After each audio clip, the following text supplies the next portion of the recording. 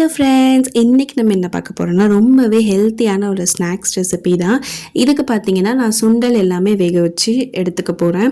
அதுக்கு நான் ஊற வச்சுருக்கேன். ஸோ நைட்டு ஊற வைக்க மறந்துட்டிங்கன்னா காலையில் நல்லா சுட தண்ணியில் ஊற வச்சுக்கோங்க. அப்போ ஈவினிங் நமக்கு வேக வைக்க கரெக்டாக இருக்கும். நான் பார்த்தீங்கன்னா வேர்க்கடலை, அதுக்கப்புறம் கருப்பு கொண்டைக்கடலை, பச்சை பட்டாணி, ராஜ்மா இது எல்லாமே வேக வச்சு எடுத்துக்கிட்டேன்.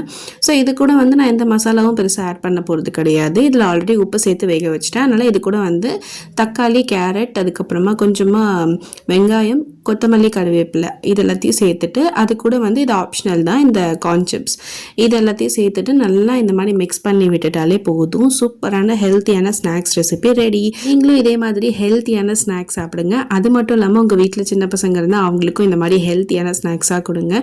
ரொம்பவே நல்லது. அவங்க இதுக்கப்புறமா வெளியில் இருக்க ஃபுட்லாம் கேட்கவே மாட்டாங்க. அவ்வளோ சூப்பராக இருக்குங்க. இந்த மாதிரி எல்லா சுண்டலும் வேக வச்சு கொடுக்கறதுனால ரொம்ப ஹெல்த்தியும் கூட. ஸோ இந்த வீடியோ உங்களுக்கு பிடிச்சிருந்தா லைக் பண்ணுங்கள், ஷேர் பண்ணுங்கள், சப்ஸ்கிரைப் பண்ணுங்கள். பாய்.